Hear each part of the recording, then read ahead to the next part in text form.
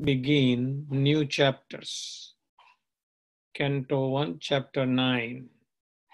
The title of the chapter is Passing Away of Bhismadev in Presence of Lord Krishna. Very nice chapter. So before that, I would like to recite Mangalacharana prayers. Om Ajnanatirmirandasya Jnananjana Salakaya Chaksuramilitam Yena Tasmai Sri Guruve Namah Sri Chaitanya Manobhistam Sthapitam Yena Bhutale Swayam Rupaha Kada Mahyam Dadati Swapadantikam Vandeham Sri Guru Sri Yutapadakamalam Sri Gurun Vaisnavanscha Sri Rupam Sagrajatam Sahagana Raghunathan Vitam Tvam Sajivam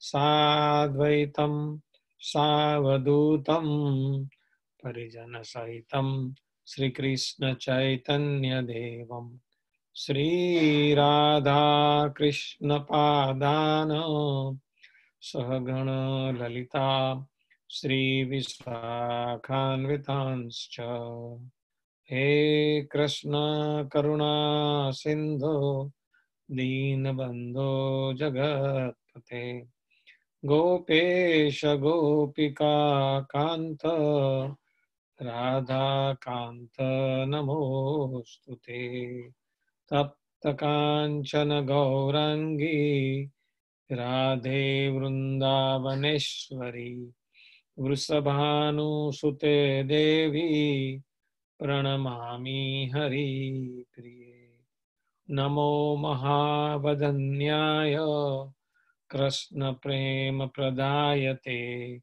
Krishnaya Krishna Chaitanya Namne Gauratuse Namaha Vancha Kalpatarubhyascha Krupa Sindhubhyaevacha Patitanam Pavanebhyo Vaishnavebhyo Namo Namaha Namo Vishnupadaya Krishna Prasthaya Bhutale Srimate Bhakti Vedanta Swami Niti Namine Namaste Saraswate Deve Gauravani Pracharine Nirvishesha Shunyavadi Paschatya Deshatarine Jaya Sri Krishna Chaitanya Prabhu Nityananda Sri Advaita Gadadhara Srivasadi Gaur Bhakta Vrinda Hare Krishna Krishna Krishna Hare Hare Hare Rama Rama Rama Hare Hare Hare Krishna. I welcome you all to our Shrimad Bhagwatam story class. This evening, as I said, we will begin new chapter, chapter 9. But before that, I would like to give you a brief summary of the previous chapter 8 that you have learned last week. So in the beginning of chapter, it is described that the Pandavas, along with Draupadi, went to the sacred river Ganges.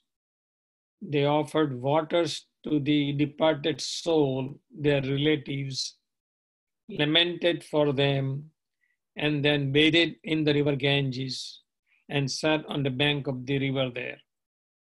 They were all overwhelmed with the grief. So Lord Krishna and the sages present there, they pacified them. Then, by Lord Krishna's grace, Yudhishthir got his kingdom back after the battle of Kurukshetra. Duryodhan and his associates were all killed. So now the kingdom of Hastinapur belongs to Yudhishthir. So he performed 3 horse sacrifices called Aswamedh Yagna.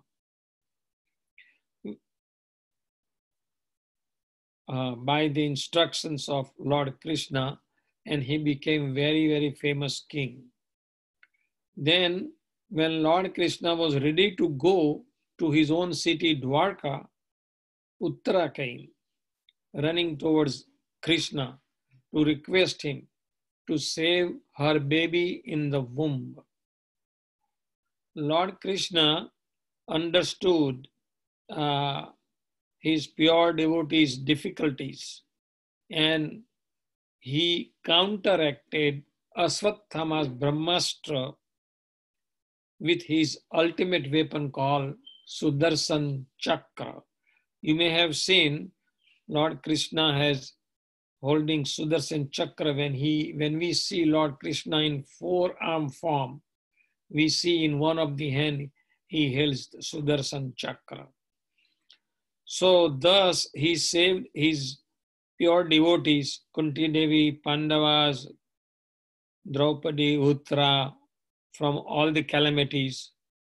And then Kunti was very, very humble, and she started offering prayers to Krishna before he leaves for Dwarka. So this prayer of Kunti is very famous in the Shrimad Bhagwatam. Kunti Dev glorifies the qualities of Krishna. Now she said that she realized that Krishna is not just her nephew, because by relationship, Krishna was the son of Kunti's brother. Kunti's brother was Vasudev, So Krishna was son of Vasudev. So by relationship, he was her nephew. But now she realized that he is not only just my nephew, but he is supreme personality of Godhead. So she was bewildered by Krishna's childhood activities in Vrindavan. Last week, I have described one Damodar Leela. There are so many activities in Vrindavan. We call it a childhood pastime in Vrindavan. Very, very attractive and very, very amazing also, and very, very wonderful. He was stealing butter. He killed so many demons. He danced on the head of Kalia, a serpent snake. He also drank the fire 2 times. So many wonderful activities that he performed. And Mother Kunti, Queen Kunti, was aware of it. So she was kind of surprised. And now in front of her eyes also, she saw how Krishna saved, the Parikshit Maharaj, who was in the womb of Uttara. And that what he has seen with her own eyes, So, and she was comparing herself with Devaki and Yasoda Mata. She was saying that Krishna is more favorable to Kunti, means, to me, she said, because Krishna has saved her and her sons Pandavas, including Draupadi, Uttara, from many, many calamities, We have already seen that last week, so I'm not going into too much detail. I'm just give you a brief summary. So in her prayer, she was asking for calamities to happen repeatedly. Why? I mean, in the history, she is the only one devotee who asked for calamities, for miseries. Would you ask for it? when Lord get pleased with you? Nobody asked for it. Queen Kunti asked it. Why? Let us see it. So she asked the calamities to happen repeatedly so that Krishna will be with them all the time. That was the purpose. And because she was considering that seeing Krishna means liberation of repeated birth and death. Means we don't have to take birth again in this material world and go through all this suffering. So, and it can happen by seeing Krishna. That was also happened to the battlefield of Kurukshetra. On the opposite side, Duryodhana's side, all the people who came to fight, they saw Krishna at the time of death. So that's why they also got liberated. She was also describing mysterious nature of Lord Krishna's birth and activities, which we have seen last week, and also various opinions about Krishna's appearance, why he appeared to this earthly planet. There's so many reasons which we have already learned last week. And at the end, now Kunti Maharani is saying that, let my attraction be constantly drawn towards you without any hindrance, just like Ganges flows towards the sea. He's giving the analogy that just like river Ganges flows to ocean without any hindrance, let my attraction, my attachment, my rati, my love be constantly drawn towards Lord Krishna. That is what she's asking for at the end. So this is the sum and substance of her prayers. I mean, there are so many verses and very, very nice prayers, which we relished last week. So now, Lord Krishna accepted Kunti's prayer with a smile. And then in the last few verses of the chapter, end of the chapter, Maharaj Yudhishthir expressed his lamentation. Maharaj Yudhishthir was lamenting. Why he was lamenting? Because he killed, because of this war, 640 million men were killed. So he was thinking, he was taking upon him that I'm so sinful that, all these things had happened. He was a good king, he was good-hearted king. He was lamenting himself that why did I do that? Duryodhana was running this kingdom very nicely anyway. So something like that. So as we see in the history that before the war, Arjuna was under illusion, right? He got illusion because seeing the relatives on the other side, how can I kill my guru? How can I kill my grandfather? How can I kill my friends and all relatives? Like that. And after the war, Yudhishthir started lamenting. So let's say Lord Krishna removed the illusion of Arjuna by telling Bhagavad Gita.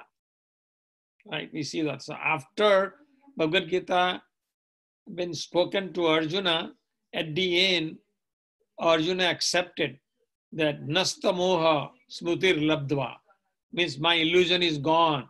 My memory, I recovered my memory. And Karishe Vachanam Tava. He says that I will do whatever you will say. So he surrendered to Krishna. So when he heard the Bhagavad Gita from Krishna. But here, Yudhishthir was under so grief and lamenting for the thing that had happened that no one can pacify him. All the sages were there. Vyasdev was there. So many sages were there. Even Krishna could not pacify him. And that is what is mentioned at the end of this chapter, that he was considering himself most sinful. Krishna and all sages were trying to pacify him, but he was not convinced because there was another plan by Krishna. which we're gonna see today in chapter 9. What was Krishna's plan, you know? So in this 9th chapter, by the will of Krishna, Bhismadev will give instructions to the king Yudhishthir on the subject of occupational duties, okay, such as Raja Dharma, Dana Dharma, Stri Dharma, Varnasam Dharma, how to rule the kingdom, so many things, you know. And that was the purpose of Lord Krishna. That was the plan of Krishna, that Yudhishthir should hear from Bhismadev. That is one of it. Second thing also that we will see as we go along, but Krishna's plan was that that Bhima, before he leaves from this material world, before his death, he can see Pandavas now under the, you know, in charge of kingdom of Hastinapur, you know, like that. And it was his desire that Yudhishthir gets this Vedic knowledge from Bhismadev. Okay, so now while lamenting position, he was lamenting, Yudhishthir Maharaj went to the place where Bhismadev, so here is the Yudhishthir's lamentation is described. He says, "Oh my Lord, I am the most sinful man. Just see my heart, which is full of ignorance. This body, which is ultimately meant for others, has killed many, many phalanxes of man. As I mentioned, 640 million men. You know. I have killed many friends of women, and I have thus caused enmity to such extent that it is not possible to undo it by material welfare work." So this is the result of Yudhishthir's lamentation. So now Bhismadev lying down on the bed of arrow on the battle of Kurukshetra, you can see here. He's like a demigod fallen from the sky. The Pandava king Yudhishthir, along with his younger brother and Lord Krishna, bow down before him just to see the chief of the descendants of King Bharata. So this is Bhisma came in the dynasty of Bharat, which is actually Puru, and which is actually dynasty of Moon. They came in Moon dynasty. All the great souls in the universe, namely the Rusis, among the demigods, Brahmanas and kings, all situated in the quality of goodness, were assembled there, right? So what happened here, when Yudhishthir went to this place, actually he doesn't go alone. Along with him, all his brothers, including Lord Krishna, followed him on the beautiful chariot, you know. So the Yudhishthir was looking like a, you know, grand king. Shila, Vyasdev, and Rusis like Dhaumya also accompanied them. See, all Pandavas were described in royal, I mean, they were dressed in a royal attire, because Lord Krishna wanted the Pandavas to be present before Bhismadev in the most aristocratic order, so that he might be pleased to see them happy at the time of his death. You know. So everybody's assembled their thing. And now seeing Bhismadev lying on the bed of arrow, like a demigod fallen from the sky, the Pandavas and Lord Krishna bow down before him. Because at that time, Lord Krishna also bowed down. So Bhismadev was 125 years old at that time. Also, hearing the news of this thing that's going to happen, that Bhismadev was going to give this Vedic knowledge to Yudhishthir, all the great souls from all over the universe had assembled to see Bhismadev. And also they wanted to hear the Krishna Katha, because Bhismadev really is going to tell Krishna Katha to Yudhishthir. He's going to explain all these different religious, Varnashram Dharma, Sri Dharma, Dan Dharma, Raj Dharma, like that, you know. So who came there? Parvat Muni came there, Narad Muni came there, Brihadasva, then Bhadrasva, Parsuram, Vasistha, Gautam, Atri, Sukdev Goswami, Kashyap, Angira, and so many. These are just few to name. So many sages from all over the places, they came there on the scene. So when they came, Bhismadev welcomed all of them. Now, how can a person lying on the bad arrow, the arrow bed over there, can welcome somebody when he comes there? All right. So it is explained that he was unable to welcome and receive them physically, but he was quite fit by the activities of mind, because his mind was sound, and therefore he could speak sweet words heartily, and he received them appropriately according to the time, place, and circumstances. So at least he can speak sweet words to them, and that is our Vedic way also. When someone comes to our house, first of all, we give them a asan, means sit to place, or direct them to sit here, and we give them water, like that, and then we make inquiry, So this is the way, and actually you can inquire with a sweet word. You may not have anything, even though you may be poor, but to speak good words, it will not cost anything, right? So you can welcome anybody with your sweet words, which is the Vedic way of welcoming someone. So Bhismadev, now knowing the glories of Lord Krishna, he was present there also. He also worshipped him in his mind. As I said, Bhismadev's mind was very strong, So with mind, he worshipped Lord Krishna. Then he saw that Pandava were very silent. They were overwhelmed with the grief, the misery. They were lamenting. So Bhismadev spoke to them with his eyes full of tears and love, because Pandavas, they were the favorite like grandchildren of Bhismadev, sort of, you can say. He was not married, but was cousins, brothers, sons. So Maharaj Yudhishthir was disturbed because he thinks that he has killed so many people. So Bhismadev could understand this, why Yudhishthir is lamenting. So he consoled Yudhishthir and said that, you were put into difficulty only by injustice. So now he's trying to pacify Yudhishthir. It was injustice, Therefore, you should not regret for the people who were killed. Bhisma wanted to point out that they were always protected. The Pandavas were always protected by Brahmana, by Lord Sri Krishna himself, and by religious principle. These three things is very important.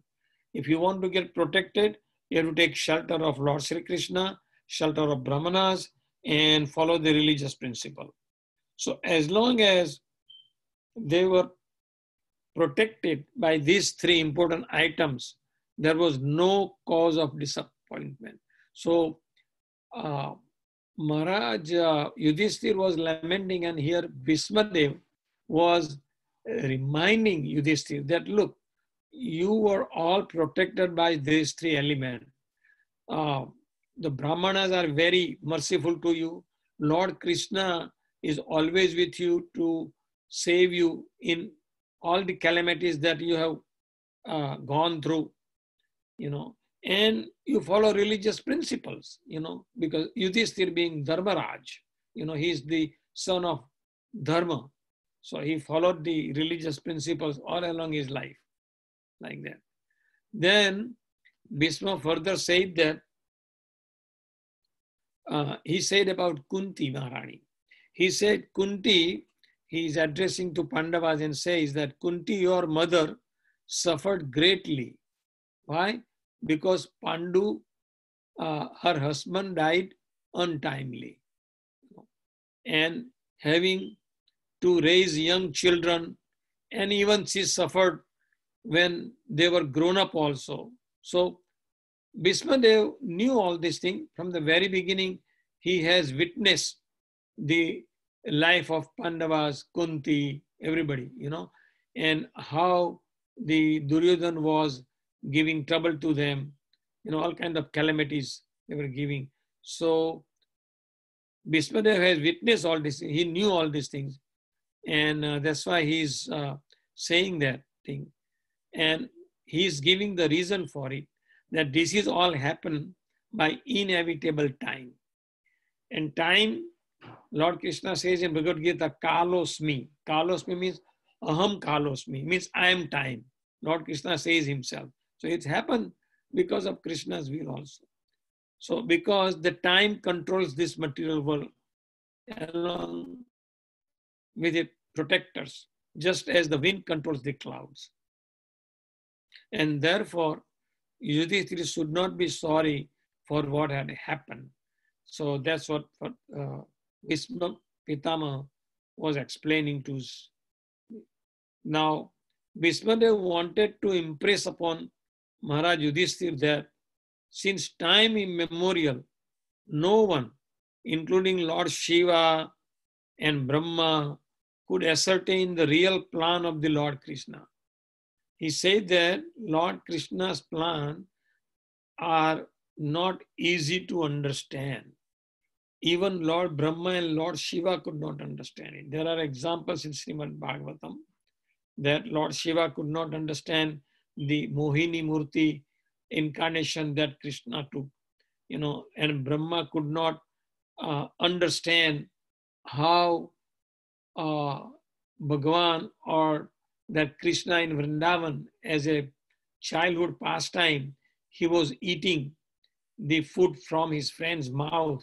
So Brahma got doubt also. How can he be God, So this is trying to point out that even Lord Brahma and Lord Shiva cannot understand the activities and plans of Lord Krishna. So what to speak about common person, Therefore, he's saying the best policy is simply to abide by the orders of Lord without argument. So basically, he's coming to the point where he wants to give an instruction to Yudhishthira that please follow the instructions of Lord Krishna. The suffering of Pandavas here, they were never due to their past deeds. Some people, it is common practice to believe in this material world that if somebody is suffering, he must be suffering because of his past lives' actions. Okay, but that was not the case with Pandavas. Okay, Bhismadev was a great devotee of the Lord, but he chose to fight against Pandavas. That is also by the will of the Lord, because the Lord wanted to show that a fighter like Bhisma cannot win on the wrong side. See, he did not win because he was on the wrong side. Thus, Lord Krishna wanted to prove that vice cannot conquer virtue, right? Vice means bad quality, virtue means good quality, right? So here, the bad quality cannot conquer good quality, regardless of who tries to execute it. Therefore, Bhismadev advised Yudhishthira to accept the inconceivable plan of the Lord and obey it by taking care of the helpless citizens as you are the king now. That is what Bhismadev is saying to him. So here, Lord teaches the world by teaching his devotee. The example is given that mother-in-law teaches daughter-in-law by teaching his own daughter. So the similar thing is here happening, that Lord Krishna teaches the world by teaching his devotees. Therefore, a devotee's duty is to accept miseries from the Lord as a benediction. So when devotee gets a misery, he should understand that it is a benediction of Lord Krishna. So this is the attitude that one should have. Now, Bhishma in few verses glorifies Lord Krishna. Let's see how he glorifies Lord Krishna. So he says, Lord Krishna is the personality of Godhead, the original Narayan, and the supreme enjoyer. He bewilders everyone by his Maya and moves secretly in the Vrishni family like one of us. So Vrishni family is like Yadu, Vrishni, that is his family. One can only understand these glories by the grace of Mahajanas. What is Mahajanas? Means great personality. So Bhismadev is one of 12 Mahajanas. And in Bhagwatam, there are 12 Mahajanas are described. They are, one of them is Brahma, Narad, Lord Shiva, 4 Kumaras, Kapil Dev, Manu, Prahlad Maharaj, Bhishma, Janak Maharaj, father of Sita, Sukhdev Goswami, Bali Maharaj, and Yamraj. And I'm sure you may have heard of those names.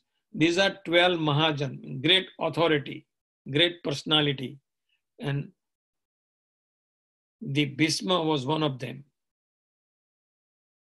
So now Bhishma says to Yudhishthir that Lord Krishna, although acting as your cousin brother, maybe friend, he may be a well-wisher, counselor, messenger, benefactor, etc. of the Pandavas, was still the supreme personality of Godhead. So Bhishma wanted to stress the point that Lord Krishna helped Pandavas, okay, in so many ways. He became chariot driver for Arjuna, right? He became messenger for Yudhishthir because he went to Dhritarashtra's court, for a peace. So at that time, he became a messenger. He became even counselor of Yudhishthir, So well-wisher, he saved them from all the calamities. But his position as a supreme personality of Godhead will never diminish. Means his godhood will never diminish. He will always remain God, even though he performed these activities. It is just out of his causeless mercy and favor upon his pure devotee, he performs all kinds of services. But that does not mean that he has changed his position as the absolute person. To think of him as an ordinary man is the grossest type of ignorance. So we can see in Rajasuya Yagna also, Lord Krishna was given a duty to worship the Brahmanas, even to wash the feet of Brahmana when they come there. That was the duty of Krishna. And not only that, at the end, when everybody takes prasadam, Krishna has to lift all these plates, So we can see whatever position Krishna may be in, he's still God, He serves his pure devotee only out of causeless mercy, and he's doing favor to them, like in that sense. So this is the, you can see Lord Krishna, how he must attach to his pure devotees. There are some more qualities of Krishna that is described, that he is present in everyone's heart as Paramatma.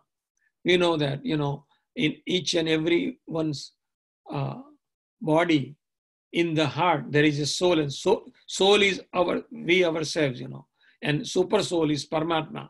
So as a Paramatma feature, super soul, Krishna lives there to guide us and to instruct us. Not only guide and instruct, but he watches our activities. He become witness. So at the end of life, he can judge us, where we need to go, like that. So he is present in everyone's heart as Paramatma. He is equally kind to everyone. He is free from false ego. He is equibalanced. Therefore, he does not feel inferior by becoming the chariot driver, of his pure devotee, just like what we see here. Now, Bhishma further describes that Lord Krishna is most merciful. Therefore, he has come before me while I am ending my life. So he is trying to express his gratitude towards Krishna. He thinks that Lord Krishna has done a favor to me, coming here at my time of death. So he is equal to everyone, but he is still more inclined to his pure devotee who is completely surrendered. So, and then the next verse explains the benefit of Bhakti Yoga. In the devotee whose mind is absorbed in Krishna with devotion and who chants the Lord's holy name is released from the bondage of karma while quitting his body. So that is the power of devotional service. Anybody can. So Lord, here Bhishmadev explains the benefit of performing devotional service. And then very nice verse he's saying here, that we can see here that will come next, but right now, while he was on his deathbed, Bhishmadev requests Lord to stay in front of him and wait till he leaves his body. Now you can see the only pure devotee can do that. So for that, there is a very nice verse in Bhagwatam is given. He's saying, he's requesting Lord Krishna to wait there till he die. So I will, very nice verse, I will just sing it. I will give you good vibration. Sadeva Devo Bhagavan Pratikshata Kalevaram Yavadidam Hinomyaham Prasannasa Runalochanollasa Mukam Bhujodhyanapatas Chaturbhuja. So this verse, Lord's Bhishmadev here says to Lord, may my Lord, who is four-handed and whose beautiful decorated lotus feet with eyes as red as the rising sun, is smiling kindly await me at that moment when I quit this material body. So here we need to know one thing, that Lord, Bhishmadev, Bhishma Pitama, has a benediction from his father when he was young, that you will die at your own will. So Lord, when Lord was present there, Bhishmadev decided that I will request Lord Krishna to stay here till I die. And that is why he's saying that Sadeva Devo Bhagavan Pratikshata. Please, you wait for me till I die. Now, when he's going to die, that he will decide. We will see how it goes when, further.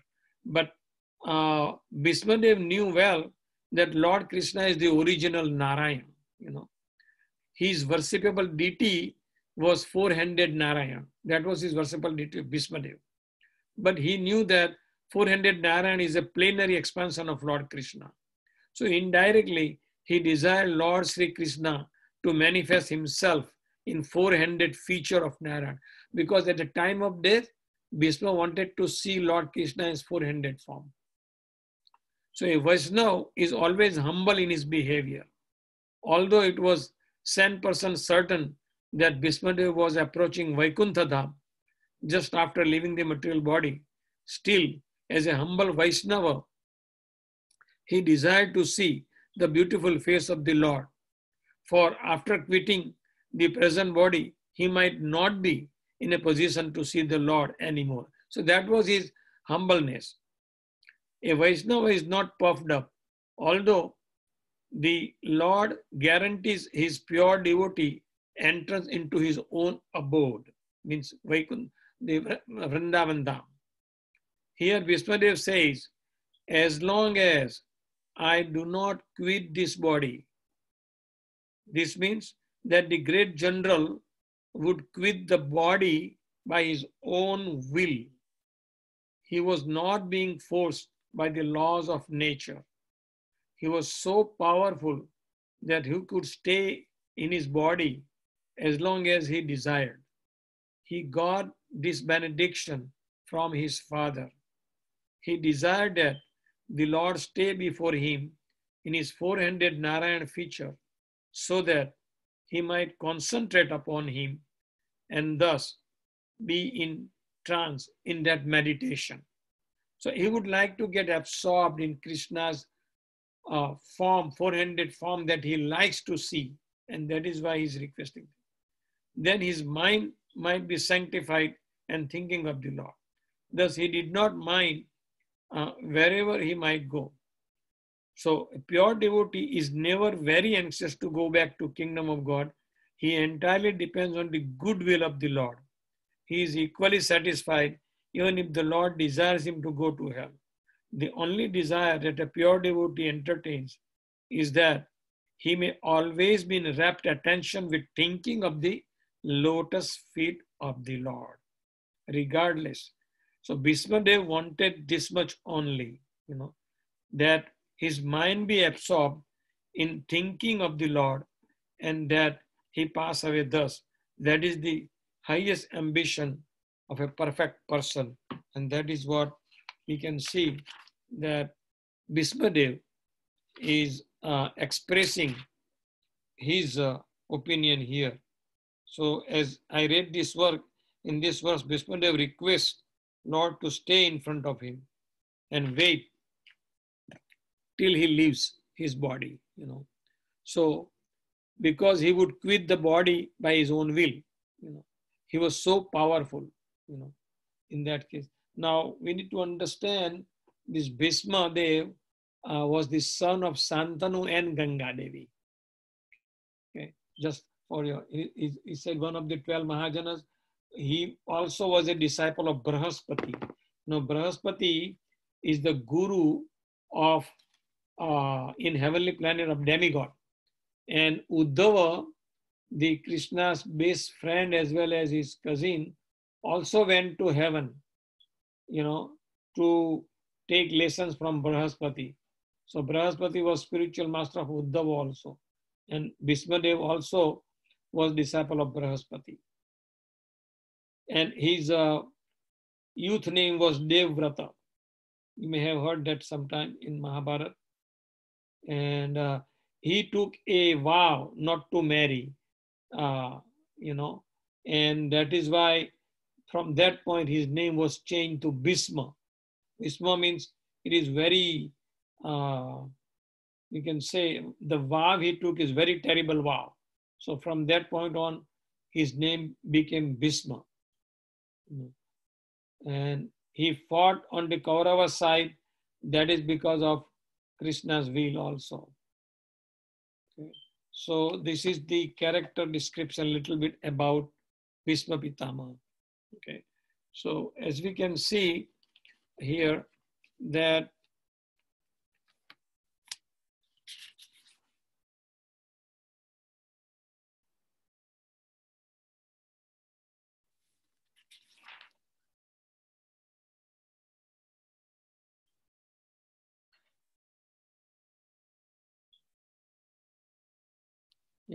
finally Bhishma Dev's intention was to leave his body in presence of Krishna, and he was waiting for the opportune moment. But meanwhile, we will see tomorrow that he's giving instructions to Maharaj Yudhishthir, and then the thing will happen where Bhishma Dev will start his prayer. After giving instruction to Yudhishthir Maharaj, Bhishma Dev will completely absorbed in thoughts of Krishna, and he will pray. His prayer is also very nice. 11 verses are there of the prayers of Bhishma Dev, which we will learn tomorrow. Okay, so tomorrow we will begin with the instruction that he gives with to the Yudhishthir, and then Bhishma Dev's prayer, and then at the end we will also know how he leaves his body and what happens after he leaves the body. So we leave it that for tomorrow. From this point on, I will conclude here my session. Thank you very much. Hare Krishna. Hare Krishna. Thank you so much, Prabhuji, for a wonderful class.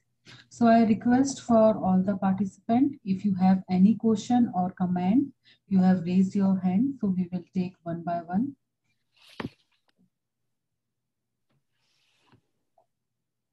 So first is Gopal Govindo. Please unmute yourself. What is Bhishma father's name? Whose father name? Bhishma father's name. Oh, Santanu. Santanu. Santanu. Okay. And his wife? Whose wife? Ganga. Santanu's wife is Ganga. So okay. Bhishma is son of Santanu and Ganga. Okay. Hare Krishna. Hare Krishna. Anybody else have any question? Varshini, please unmute yourself. Varshini. My question is, how is Bhishma Dev lying on a bed with arrows? Okay, so during the war of Battlefield, when Bhishma, Arjun is the one who became instrument to kill Bhishma. So it is the arrow that is released by Arjuna. And that was a mystery that, Bhishma Dev, how would he die? Because he only can die by his own will, he cannot be killed. But here, he showed that how he would not be able to fight, So that was a Mahabharata story. You may have heard it or see in a serial. But there was a Ambika Amba, Bhishma Pitama told that I will not fight and put my, because it is very difficult to defeat Bhishma Pitama, He was very powerful warrior. So he said that when I will see a woman in front of me, then I will put my, all these arrow and bow, down. I will not fight from that point. So at that opportune moment, Krishna told Arjuna, to release the arrow to him. And the reason for that is that Our son is, I don't remember his name. I will tell you the whole story of this incident tomorrow. Okay? I also have one more question. What age did Bhishma Dev die? What is it? What age did Bhishma Dev die? What did Krishna? I didn't follow you. Prabhuji, age Bhishma Dev died. What is the age of when Bhishma Dev died? Oh, about 120. No, actually, he was more. I'm sorry, 125 was the Krishna's age. His age was like at that time something around 400 years. Thank you, Hare Krishna. Hare Krishna. Yeah, sorry, I told you 125 before, but that was Krishna's age. He was. Thank you, Prabhuji. Thank you so much for all your question and answer. So we don't have no more questions right now. So should we wind up our call, Prabhuji? Yes. Should we end the class here? Yes, Prabhu, there is no more questions. Right Okay. now. All right. Okay. So, Srila Prabhupada ki jai, Granthara Shrimad Bhagwatam ki jai, Vancha Kalpatarubhyascha, Krupa Sindhubhya eva cha, Patitanam Pavanebhyo, Vaishnavebhyo, Namo Namo. Hare Krishna to everyone. We'll see you tomorrow.